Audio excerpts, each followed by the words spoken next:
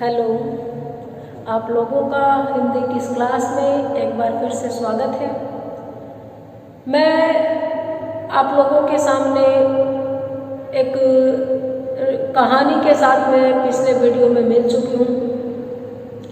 BA part first के second paper में हम लोगों ने मन्नू भंडारी द्वारा रचित ऊंचाई कहानी को पढ़ना शुरू किया था।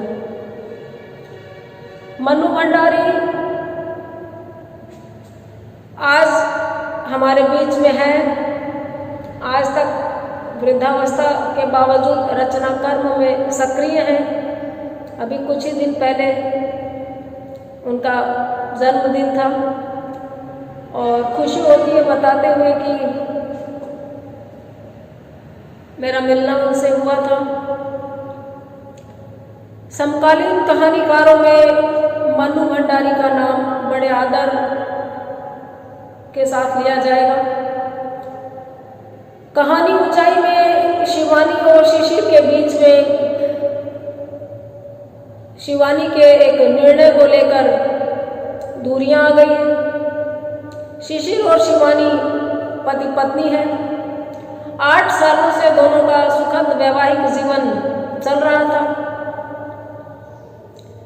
कि अचानक एक दिन शिवानी के जीवन में एक नई हलचल आती है। हालांकि शिवानी के लिए ये कोई बहुत तूफान लाने वाली बात नहीं थी अगर शिशिर ने उसको इत्मीनान से सुन लिया होता और एक बड़प्पन दिखाते हुए, सोच की ऊंचाई दिखाते हुए शिवानी के निर्णय को स्वीकार कर लिया होता, लेकिन ऐसा नहीं हुआ। 11 साल के उपरांत अतुल उसके जीवन में आया। अतुल जितना उदास है, जितनी वीरानगी उसकी जिंदगी में छाई है, उसके लिए शिवानी अपने को भी थोड़ा सा दोषी मान लेती है। दोषी वो थी नहीं दरअसल, लेकिन अपने सुखद वैवाहिक जीवन को देखते हुए उसको लगा कि एक तरफ वो अपनी जिंदगी जी रही है और एक तरफ अतुल वहीं खड़ा है। हम लोगों में भी होता है। मैं अगर अच्छा कमा खा रही हूँ और मेरी मित्र परेशान है तो मेरा चाहे खाना कमाना अपने खून पसीने की कमाई से हो और मेरी सहेली या मेरा दोस्त भले ही परिस्थितियों बस परेशान हो, अभावग्रस्त जीवन जी रहा हो, लेकिन एक खालीपन, एक ग्लानि का भाव मन में आता है और यथासंभव कोशिश रहती है कि उस ग्लानि के भाव को मिटाया जाए और मित्र के जीवन के अभाव को कम किया जाए। अब कोई रुपए पैसे से अभाव कम कर सकता है, कोई थेरेपी, थपकी, आश्वासन देकर, कोई किसी को सुनने मात्र से सहारा दे सकता है, हील कर सकता है। तो यहाँ पर जो प्रेम संबंध था उसमें शारीरिक नैकट्य के बिना वो हीलिंग संभव नहीं थी। देखिए, शारीरिक संबंध सिर्फ वासना के लिए नहीं बनाए जाते और वासना भी एक हद तक गलत नहीं है। कई बार उपचार का तरीका होता है, कई बार जख्मों को भरने के लिए हीलिंग के तौर पे ये चीज काम में ली जा सकती है। जैसे पैर में चोट लगे, हाथ में चोट लगे, मोच आ जाए तो बाम लगाकर क्रेप बैंडेज बांधनी पड़ती है। भूख लगी हो तो खाना खिलाना पड़ता है। रो रहा हो तो अपने हाथों से अपने प्रिय पात्र के, दोस्तों के, अजनबियों के भी आंसू पोंछ देने पड़ते हैं, पोंछ देने चाहिए। ठीक उसी तरह बड़ा गहरा दोनों का संबंध था और उस रूप में निकट कभी आए भी नहीं थे। कहानी में ये बात बताई भी नहीं गई है, लेकिन एक परिस्थिति ऐसी आई कि दोनों का विवाह नहीं हुआ और दोनों को एक दूसरे से कोई शिकायत नहीं थी, गिला शिकवा नहीं था। ऐसे में बहुत लंबे टाइम के बाद दोनों मिलते हैं तो शिवानी देखती है कि वो तो बहुत आगे निकल गई, लेकिन कभी का उसका प्रेमी वहीं खड़ा है। उसके जीवन में कोई प्रेम करने वाली स्त्री नहीं है, कोई पुरुष नहीं है। नितांत निर्जन एक द्वीप सा वो समुंदर जैसी जिंदगी के बीच में एक खड़ा है और उस पल उसको जो सबसे सही निकटता दी जाए, प्यार दिया जाए, वो उसने दिया। यहाँ पर इसमें कोई लस्ट नहीं था, कोई वासना नहीं थी, मैं उसकी भी आलोचना नहीं कर रही हूँ। यहाँ एक विशुद्ध सच्चे इंसान के द्वारा एक उतने ही सच्चे इंसान को दिया जाने वाला प्रेम था, बस उसका माध्यम शरीर बना, इसलिए समाज उसको आलोचना की दृष्टि से देखेगा। दवाई को, मरहम को जिस तरह हम सराहते हैं, कई बार ऐसी चीजें, ऐसे उपाय, ऐसा कदम भी मरहम और दवाई के रूप में ही लिया जाता है। बेशक सामने वाला उसको घृणित दृष्टि से देखता हो, सबके अपने अपने नजरिए होते हैं। काला चश्मा लगाते हैं तो चारों तरफ काला दिखता है, लाल लगा लो तो लाल दिखता है। तो जब हम हर चीज को गलत नजर से, छोटी दृष्टि से देखते हैं तो हमें हमारी संस्कृति के खिलाफ नजर आता है। कहानी ऊंचाई इस रूप में सार्थक हो जाएगी, मेरा पढ़ाना और आपका समझना, जब आप लेखिका की मनोभावनाओं को समझेंगे कि ऊंचा दरअसल पहाड़ ही नहीं होता, ऊंची हमारी सोच भी होती है। हम अगर अपने पौराणिक, परंपरागत सोच के ढांचे से, दड़बे से बाहर निकले तो दुनिया बहुत बड़ी है, करने के लिए, किसी के भले के लिए हम कुछ भी कर सकते हैं। यहाँ पर शिशिर ने उसको बुला लिया है कहानी में, पर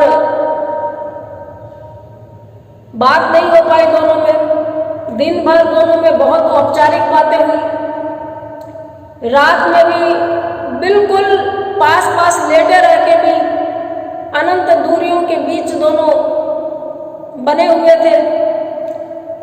और तब उस शारीरिक निकटता के बावजूद मानसिक दूरियों के बोझ को शिवानी बहुत देर तक सहन नहीं कर पाई और बाहर आ गई। बाहर बगीचे में ठंडी हवा, सर्दी की रात, नवंबर का जाता महीना, पेड़ पौधों की खामोश उदास छायाएं लग रही थी रात में। कुएं की मुंडेर पर बैठी, थोड़ी शांति पड़ी, मन थोड़ा चेतना में आया, शून्यता कम हुई तो पहला ख्याल मन में यही आया कि शिशिर ने उसको बुलाया तो वो यहाँ क्यों आई, या शिशिर ने क्यों बुलाया और वो यहाँ क्यों आई। यहाँ तक हमने कर लिया था। आगे इस क्यों का जवाब कहानी पीछे जाकर के देगी। फ्लैशबैक शैली में लिखी हुई, आत्मकथात्मक शैली में लिखी हुई कहानी है। फ्लैशबैक का मतलब कहानी को पूरी तरह समझने के लिए अतीत के झरोखे से झांककर वर्तमान से ला करके जोड़ देना। और आत्मकथात्मक शैली में लेखक लेखिका मैं बनकर लिखते हैं, खुद के रूप में उसको वर्णित करते हैं। तो अब हम चलते हैं पीछे की तरफ। शिवानी जब सोचना शुरू करती है कि मैं यहाँ क्यों आई, तो उसका जवाब देखिए। 15 दिन पहले शिशिर बिना कुछ बोले सुने यहाँ चला आया था। 15 दिन पहले उसका पति शिशिर बिना कुछ बोले सुने आ गया था। उस दिन उसको बड़ा मन हुआ कि दोनों बाहों से पकड़कर शिशिर को रोक ले, पर कहीं से वो इतनी अवश्य हो उठी थी कि उससे हिला तक नहीं गया। उस दिन उसका बड़ा मन किया कि शिशिर जिस तरह जा रहा है उसको वो दोनों बाहों से पकड़कर रोक ले, उसको न जाने दे, लेकिन ऐसा नहीं हुआ क्योंकि वो इतनी अवश्य हो गई कि जाते हुए देख रही है, न जानते हुए जाते देख रही है, लेकिन रोक नहीं पा रही है। और अवश्य क्यों हो गई? कहीं ना कहीं शिवानी विगलित मन की नहीं थी, उसका मन गला हुआ नहीं था। उसके मन में एक प्रकार की दृढ़ता थी कि उसने ऐसा कुछ नहीं किया कि वो गिड़गिड़ा कर माफी मांगे। बेशक वो शिशिर को बहुत प्यार करती है, उसको जाना नहीं चाहिए, लेकिन ऐसा भी उसने कुछ नहीं किया कि वो पांव पकड़ के रोके और तब वो रुके। तो ये जो मन की दृढ़ता है, ये जो उसकी जागृत अवस्था है, उसके अंदर की जो स्त्री है, नारी और स्त्री फर्क होता है। नारी का जो मतलब है वो अबला जीवन हाय तुम्हारी यही कहानी आंचल में दूध और आंखों में पानी। ये नारी में थोड़ा सा दुख दर्द का, तकलीफ का, वेदना का भाव जुड़ा होता है, लेकिन स्त्री में दृढ़ता, निश्चय की दृढ़ता, निर्णय लेने की दृढ़ता, हालातों से लड़ने की दृढ़ता। तो शिवानी के भीतर की स्त्री अड़ गई कि माफी तो नहीं मांगनी है, हालांकि मन बहुत हुआ कि उसको रोक ले, पर चाह के भी रोक नहीं पाई। जाने का प्रसंग, जाने का ढंग, जैसे चीख चीख कर उसे कह रहे थे कि शिशिर केवल उसके घर से ही नहीं, उसके जीवन से भी जा रहा है, पर वह थी कि न उसे समझ पाई न स्वीकार कर पाई। बड़े खामोशी से वो अपने बड़ी खामोशी से कपड़े बांधता है, पैकिंग करता है। कोई लड़ाई झगड़ा नहीं, कोई नाटक नहीं, कोई शिकवा शिकायत, चीखना चिल्लाना नहीं। कई बार हम हक रखते हैं तो चीख चिल्ला लेते हैं, डांट डपट लेते हैं, फिर सब ठीक हो जाता है। लेकिन जब बहुत दूरियां आ जाए तो इंसान खामोशी अख्तियार कर लेता है, चुप्पी साध लेता है, चुपचाप चला जाता है। तो जिस तरीके से वो गया था, एकदम चुप्पी साध कर, उसको लग गया था कि वो सिर्फ उसके घर से नहीं जा रहा, वो उसके जीवन से भी जा रहा है। पर वह भी क्या करती, वो न समझ पाई न स्वीकार पाई। वो एकदम ठगी से खड़ी रह गई। ना तो वो ये समझ पाई कि इतना रिएक्ट करने की जरूरत क्या थी। पत्नी है ना, कॉपीराइट थोड़ी है पत्नी के ऊपर उसका। प्यार पहले भी दिया है, आगे भी देगी, और उसको धोखा देने का भाव तो था नहीं, किसी और को ठीक करने का भाव था, किसी और के घाव को भरने की नीयत से किया गया काम था वो। तो इतना इसमें ओवर रिएक्ट करने की कहाँ जरूरत थी। वो इसको एक्सेप्ट भी तो कर सकता था, तो वो उसका जाना स्वीकार नहीं कर पाई। मिलकर बिताए हुए सुख दुख के 8 साल क्या इस तरह झुठलाए जा सकते हैं? दोनों पति पत्नी ने मिलकर 8 साल साथ में बिताए थे। क्या इस तरह जाकर, दूर होकर वो बिल्कुल झुठला सकता है? क्या कोई भी इस संबंध को इस तरह झुठला सकता है जिस तरह उसने किया? और फिर जो कुछ हो गया, क्या वह इतनी बड़ी बात थी जिसके लिए संबंध टूट जाए? उन दोनों के बीच में इतना प्रेम था, उसके बीच में ये जो कुछ हो गया, शिवानी ने अतुल के लिए अपने जीवन के, अपने तन मन के 2 पल निकाले, तो क्या वो इतना बड़ा गुनाह हो गया कि ये संबंध ही टूट जाए? कितना गहरा था उनका यह संबंध, और कितनी गहरी आस्था थी उस संबंध के प्रति। इन दोनों का, पति पत्नी का कितना गहरा संबंध था, और कितनी आस्था रखती थी वो इस संबंध के प्रति अपने मन में। और उस आस्था ने ही तो उससे बिना किसी दुविधा संकोच के वो सब करवा लिया था जो किसी भी नारी के लिए शायद असंभव है। और वो ये भी कहती है कि ये वो शिशिर के साथ उसका संबंध था, उसकी अटूट आस्था थी, वो अकाट्य विश्वास था, जिसके आधार पर उसने ये कदम उठा भी लिया, जिस आधार के बिना कोई स्त्री सोच भी नहीं सकती, जिसको अपनी गृहस्थी बिखरने का डर रहता है। वो पता चलने पर गृहस्थी बिखर जाएगी, पति पत्नी के बीच में संबंध विच्छेद हो जाएंगे, ऐसा डर जिसको लगा रहे, वो ये कदम उतनी बेलौस बेखौफ उठा भी नहीं सकती है। उसके अंदर चोर घुसा रहेगा। देखिए इसको अपने संबंध पे कितनी आस्था है कि कुछ भी करेगी तो वो उसको मानेगा, क्योंकि इसके इरादे गलत नहीं थे।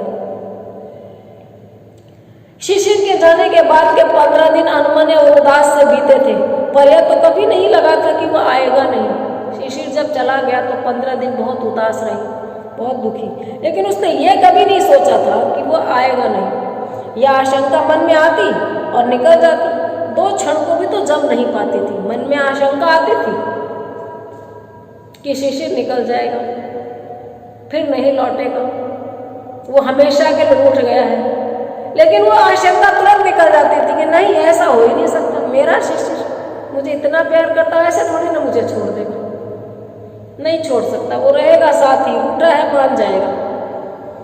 इसके पीछे उसके पूर्व अनुभव है।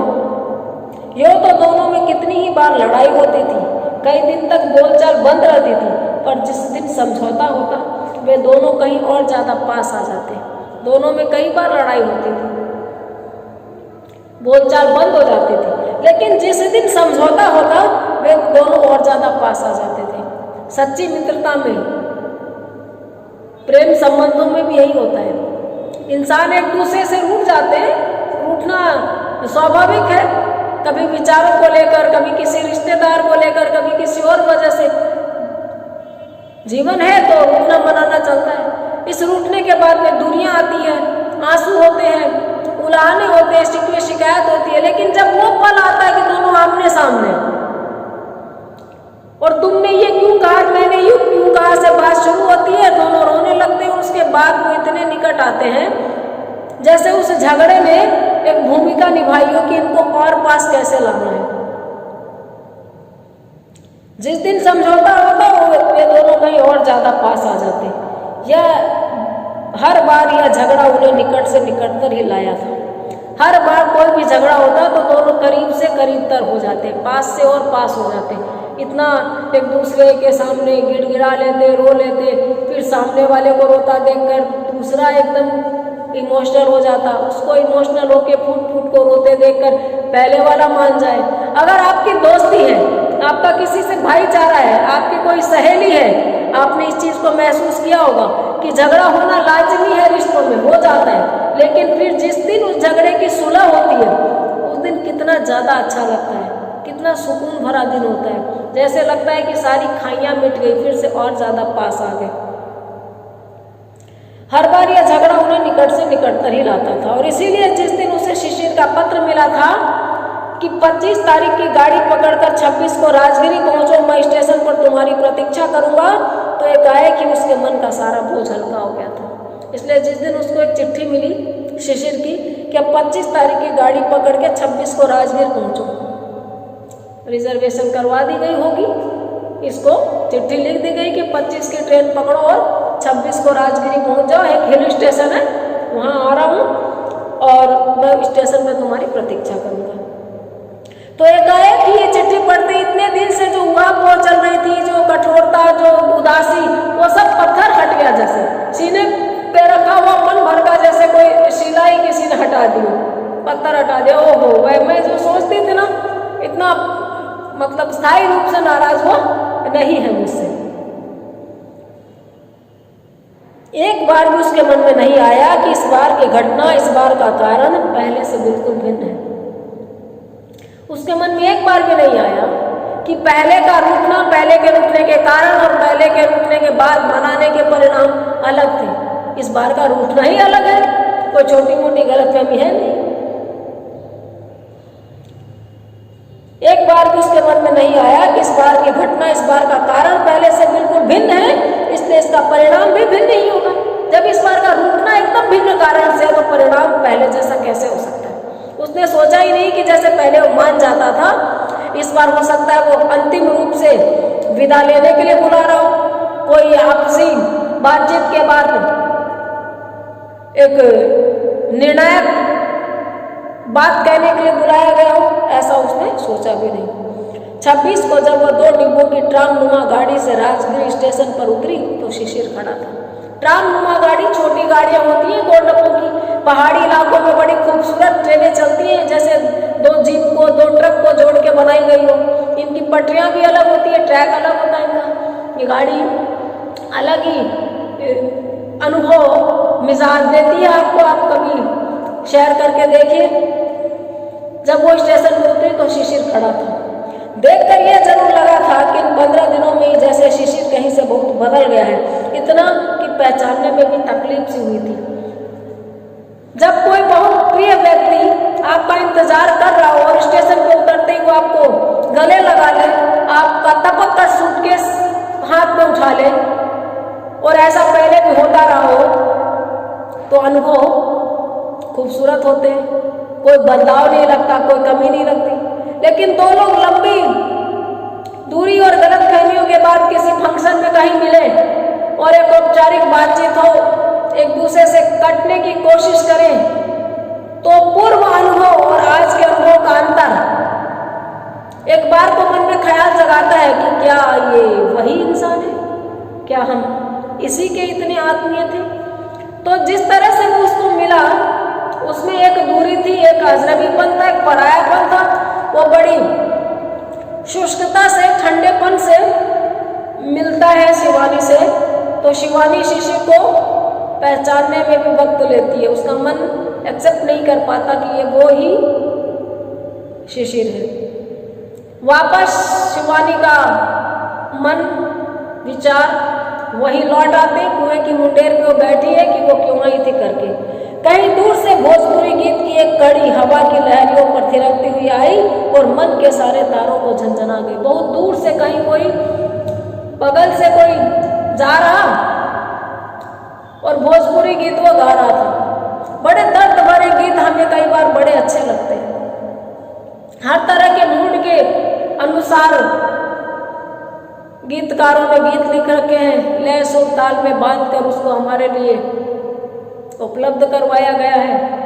और हवा जो है वो वाहक होती है, कैरियर होती है। कहीं दूर रात जगह हो रहा हो, हम रजाई में घुसे हुए हो, तो हमें एग्जैक्ट नहीं पता चलता कहाँ क्या बज रहा है, लेकिन यूँ लगता है कि कहीं कुछ हो रहा है, या शादी में कहीं कोई संगीत बज रहा है।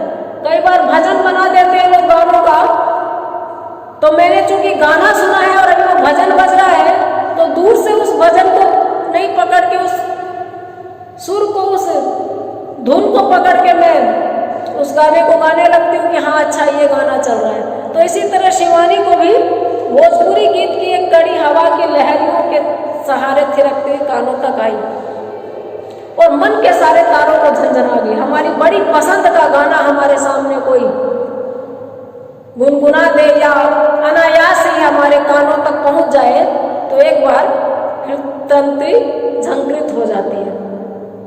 शिवानी की इच्छा हुई कि कोई पास बैठकर बहुत ही दर्दनाक गीत उसे सुनाए। उसके मन की स्थिति बहुत एकाकी, बहुत खालीपन से भरी हुई है, तो उसका मन करता कोई उसके पास बैठकर, उस कोई भी एक अमूर्त विचार है, कोई उसके पास बैठकर बहुत सैड सॉन्ग, बहुत बड़ा, बहुत अच्छा, दिल को छूता हुआ दर्दनाक गाना गीत उसको सुना दे। पता नहीं कौन दूर ही दूर से गाता हुआ चला गया। वो तो अंदर है, द्वार के बाहर से दूर से ही, पता नहीं कौन, उसको नहीं पता, कोई राहगीर संभवतः सुबह उठकर निकला होगा, उस गीत को गाता हुआ वो उसके पास से निकल गया। वह आज ही वापस लौट जाएगी। जो कुछ हुआ है उसे स्वीकार कर लेने में ही सार है। वो सोचती है कि वो आज ही निकल जाएगी। अब जो कुछ भी हो गया वो उसको एक्सेप्ट कर लेगी। निश्चय उसने कर लिया। वो एक बहादुर महिला है, वो एक दृढ़ निश्चयी महिला है, वो कायर नहीं है और ना ही वो गृहस्थी को बचाने के लिए ऐसा समझौता करना चाहती है जिसके नीचे उसका स्व दब जाए, उसका अपना आप दब जाए, उसका अस्तित्व बोध कुचला जाए। वो सोचती है कि ठीक है, अगर शिशिर को मैं मंजूर नहीं, मेरा वो फैसला मंजूर नहीं, तो मैं मान लेती हूँ, जो स्थिति है उसको एक्सेप्ट कर लिया जाए। पर अपने निश्चय का परिणाम की, अपने भविष्य की कोई भी तस्वीर उसके मन में नहीं उभरती थी। लेकिन इस निश्चय के बाद उसका भविष्य क्या होगा, उन दोनों में विवाह विच्छेद हो जाएगा, उसके बाद वो कहाँ रहेगी, क्या खाएगी, इतना आगे तक का वो नहीं सोच पाती। जीवन में उसने शिशिर के बिना रहने की कभी कल्पना ही नहीं की थी, इसलिए इस तरीके की बात को नहीं सोच पाती। शायद अभी भी मन की आस्था ने कल्पना को जकड़कर निश्चेष्ट बना रखा था। कल्पना पक्षी की तरह आकाश में उड़ान भरता है, लेकिन चूंकि इसके अपने वैवाहिक जीवन पे इतनी आस्था थी कि अपनी कल्पना कि आगे मेरा फ्यूचर, तलाक के बाद क्या होगा, उस कल्पना के रूपी चिड़िया के पंखों को इसने बांध रखा था। अपनी कल्पनाओं को उड़ान भरने से निश्चेष्ट कर रखा था। उसमें नई चीजें बनती ही नहीं थी कि ऐसा हो गया तो कैसे कैसे क्या क्या आगे स्टेप लेगी। एक ठंडी सांस के साथ उसकी आंखें सलसलाई। एक ठंडी सांस, उदासी और निराशा में ली हुई सांस, और आंखों में पानी आ गया। अतुल इस बात को जानेगा तो कितना दुखी होगा, अपने को कितना कितना कोसेगा। अतुल ने उसको बार बार रोका था उस संबंध को बनाने से।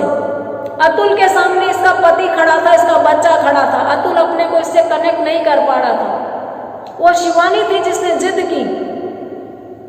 तो ये सोचती है कि अतुल को कितना दुख होगा कि उसकी वजह से सब हुआ, और खुद को कितना कोसेगा कि वो ना उसको मिलता, ना उतना दुखी दिखता कि शिवानी को आत्मग्लानि के बोझ को उतारने के लिए निर्णय लेना पड़ता। और साथ ही एक बड़ी अजीब सी बात उसके मन में आई, एक और अजीब सी बात, अजीब सी बोला है लेखिका ने, क्योंकि इस बात से उसका दिल जुड़ा हुआ नहीं है, शिशिर से दिल जुड़ा हुआ है, इसलिए उस अपने भविष्य की, बुरे भविष्य की वो कल्पना नहीं कर पा रही है। अजीब सी बात मन में आई कि मान लो भावावेश में आकर वो कह दे, मेरे कारण, मेरी जरा सी खुशी के कारण तुमने अपने को बर्बाद कर लिया शीलू, अब मुझे बनाने का अवसर और अनुमति भी दो। कि अगर उसने एक बार कह दिया कि ये सारा तुम्हारा जीवन मेरी वजह से बर्बाद हुआ, तुम्हारा सब कुछ मेरी वजह से खत्म हुआ, तो मुझे बनाने का मौका भी दो। शायद उसका जीवन साथी बनना चाहे, शायद उसको फिर से जिंदगी की तरफ अब शिवानी का हाथ वो थामना चाहे। इस तरीके की बात उसके मन में जरा सी आती है, हल्की सी आती ही है बस। पास की झाड़ियों के पत्तों को हल्के से सरसराता कंपाता शीतल हवा का एक झोंका निकल गया। हवा अगर कहीं चल रही है और कुछ पेड़ पौधे वगैरह उधर हैं, पर्दे हैं, ऐसी चीज है जिससे हवा का एहसास और हमारे शरीर को छुए तो हमें भी ठंड लगती है। तो शिवानी जहाँ बैठी थी वहां पेड़ पौधे थे और एक छोटा सा हवा का झोंका उन पेड़ पौधों को छूकर निकल गया। तो वो शीतल हवा का ठंडा झोंका शिवानी को महसूस हुआ। शिवानी ने सिर ढक लिया, उसे कानों पर पड़ी सर्दी भली लग रही थी। शिवानी ने और शोर तोड़ लिया, लेकिन एक बात होती है, हम छत पर घूमते हैं, परेशान अगर है, थोड़ा सा भी माइंड अपसेट है, तो ठंडी हवा में ओस पड़ती हुई रात में घूमना और उस ठंड को महसूस करना सबसे ज्यादा सगा लगता है, सबसे ज्यादा अपना लगता है। ऐसा ही तो शिवानी को लग रहा है। आंखों की तराइयां घनी हो उठी और पलकों की कगारों के बीच आंसू उमड़ उमड़ कर आने लगे। इसकी आंखों की पुतलियां घनी हो गई, आंखों में धुआं आ गया, भाप आ गई, आंसू आने लगे और वो सोचने लगी उन क्षणों के बारे में जहाँ से फिर से अतुल इसको 11 साल बाद मिला था। आगे का हम हिस्सा अगले वीडियो में देखेंगे। आज के वीडियो में इतना ही, और वही एक कोशिश, एक इल्तिजा कि बने रहिए, देखते रहिए, मेरे साथ रहिए, कहानी से जुड़े रहिए। सिलेबस पूरा हो रहा है और परीक्षा में बहुत काम आने वाला है। अपना ख्याल रखिए।